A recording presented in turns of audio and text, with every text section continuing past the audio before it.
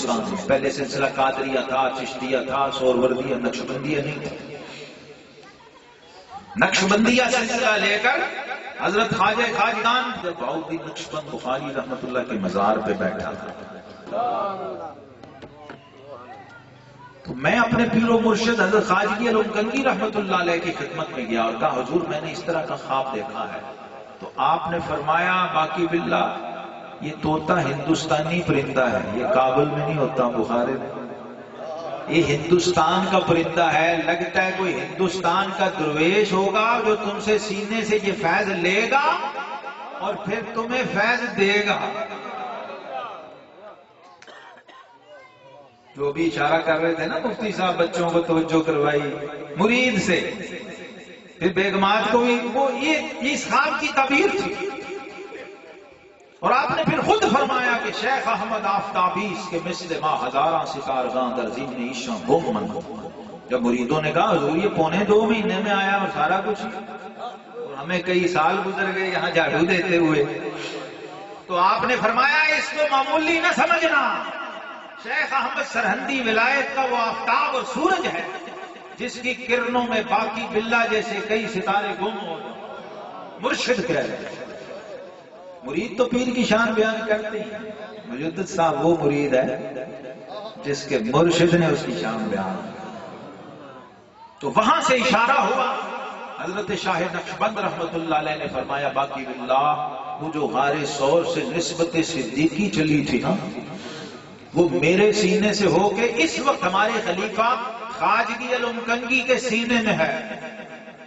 تم جلدی سے جاؤ، وہ غار ثور والی نسبت، وہ امانت اس وقت اس ہمارے خلیفہ کے سینے میں ہے.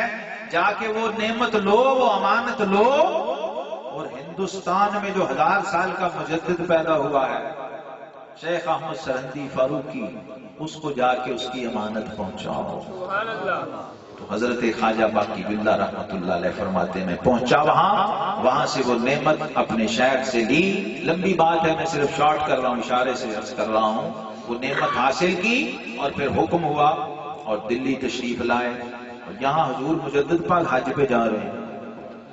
وہ حج کی تیاری سے سرہند سے نکلے ہوئے ہیں. راستے میں دوست ملا، اس نے کہا جی ابھی پانی والا جہاز دیر ہے، جہاز ابھی تیار نہیں ہے. تو ہمارے ایک بزرگ آئے ہوئے ہیں کابل سے، اگر آپ چاہیں تو ان کی زیارت بھی کر. وہ خواجہ صاحب کی مرید بھی تھے، آپ کے دوست بھی تھے. جب لے گئے خواجہ صاحب سے ملاقات ہوئی تو حضور مجدد پاک فرماتے ہیں جب اس میں انہوں نے سینے پہ انگلی رکھ کے مجھے اسم ذات اللہ کی تلقین فرمائی، تو جو انوار و تجلیات میرے سینے میں گئے، مجھے حج بھی یاد نہیں رہا کہ میں تو گھر سے حج کرنے آیا. مرشد دا دیدار ہے باہو لاکھ کروڑا. پھر یہ عقدہ کھلا دل بدستاور کے حج اکبر از ہزاراں کعبہ یک دل بہتر. کعبہ بنیاد خلیل آزرس، دل گزرگاہ جلیل اکبر.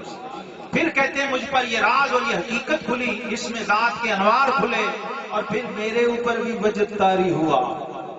مجدد پاک فرماتے ہیں گریہ و زاری کی کیفیت میرے اوپر طاری ہوئی، اور یہ نسبت نقشبندیہ حاصل ہوئی، عطا ہوئی. اور پھر 2.25 مہینے میں پوری سلوک کی منزلیں طے کی. اور پھر مرشد نے خواجہ باقی باللہ نے فرمایا مجھے بھی توجہ کرو، میرے بچوں کو بھی توجہ کرو، اور میرے گھر والوں کو بھی توجہ کرو. اور سارے مرید آپ کے حوالے کر دیے. فرمایا ہم تو صرف امانت دینے آئے تھے. کوئی ایک سلسلہ نہیں، سارے سلسلوں میں. حضرت مجدد پاک رحمت اللہ تعالی علیہ وہ ہستی ہیں. آپ فرماتے ہیں ایک دفعہ میں نے دیکھا خواجہ بہاؤالدین نقشبند رحمت اللہ علیہ آئے اپنے مریدوں کے ساتھ. فرمایا یہ ہمارا مرید ہے. سارے سلسلے کے مشائخ ساتھ. اتنے میں دیکھا حضور غوث اعظم شیخ عبد القادر جیلانی اپنے تخت پہ پورے سلسلے کے ساتھ آئے. فرمایا یہ ہمارا مرید ہے. پھر سلسلہ سہروردیہ کے شیخ شہاب الدین سہروردی رحمت اللہ علیہ آئے اپنے پورے سلسلے کے ساتھ. کہا الحمدللہ اس وقت شیخ احمد سرہندی ہمارا مرید ہے، جو کام کر رہا ہے مجدد ہے 1000 سال. فخر سے کہتے ہیں جیسے حضرت صاحب نے دعا کی، مجھے دیکھا بچپن کی بات ہے، میری داڑھی بھی نہیں تھی، ابھی بار بار یہ دہراتے ہیں. تحدیث نعمت کے طور پر. اور میں بھی دہراتا ہوں کہ بندہ کسی اللہ کے پیارے کی نظر میں آ جائے، یہی بڑی بات ہے. حضرت بشر حافی رحمۃ اللہ فرماتے ہیں اگر تو اللہ کا ولی نہ بن سکے تو اللہ کے کسی ولی کے دل میں گھس جا، کیونکہ 24 گھنٹے میں ایک گھڑی ایسی آتی ہے جب اللہ اپنے ہر ولی کے دل کی طرف دیکھتا ہے. تو اگر تیرا نام اللہ کو اس ولی کے دل میں ہوا نا تو سمجھی تو بھی رب کی نظر میں آ گیا. تو یہ بھی نسخے، یہ بھی راستے ہیں جو اولیاء اللہ بتاتے ہیں. طریقہ کیا ہے رب کی نظر میں؟ پھر حضرت خواجہ چشت آ گئے، خواجہ معین الدین چشتی اجمیری، خواجہ غریب نواز اپنے پورے سلسلے کے ساتھ آ گئے. کہا یہ تو ہمارا مرید ہے، سب سے پہلے ان کے والد ہمارے سلسلے کے خلیفہ ہیں، وہ سے پارا مرید ہے.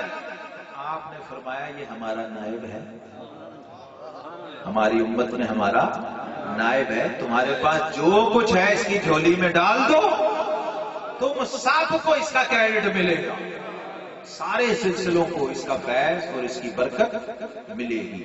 ہماری خوش بختی یہ ہے کہ ہمیں یہ سارا لنگر اکٹھا ہو کے ایک ہی سینے پیر ارچی مبارک سے اکٹھا مل گیا. اور آج اس کے آپ رنگ دیکھتے ہیں، جتنے آپ کے خلفاء ہیں. یہ حضور مجدد پاک کا فیض ہے صاحب، حضور مجدد پاک کا فیض ہے. آپ کی یہ شان ہے کہ ملی مردہ دلوں کو زندگی ذکر الہی سے. یہ ہے واللہ کرم سارا مجدد الف ثانی کا، اور خدا کے فضل سے شہزاد ہم بھی نقش بندی ہیں. خدا کے فضل سے شہزاد ہم بھی نقش بندی ہیں. ہمارے سر پہ ہے سایہ مجدد الف ثانی. ہمارے شیخ نے کل زندگی مطلوبات امام ربانی کا درس دیا، درس سنا، اس فیض کو پھیلایا، پہنچایا، ہمیں بھی نصیب فرمایا. ان کی برکت سے ہمیں یہ شعور آیا اور یہ عملی طور پہ عطا فرمایا، صرف زبانی کلامی نہیں. وہ جو فیض سینوں سے چلا تھا وہ آگے سینوں میں پہنچایا.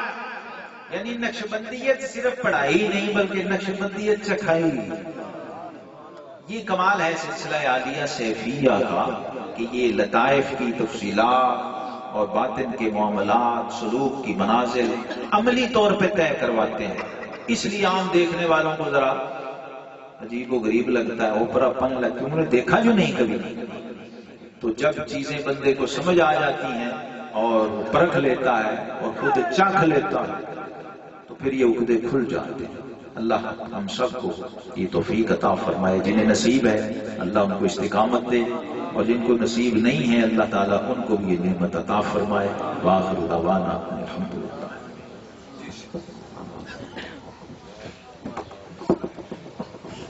فی حماد رضا صاحب نعت رسول مقبول صلی اللہ علیہ وسلم.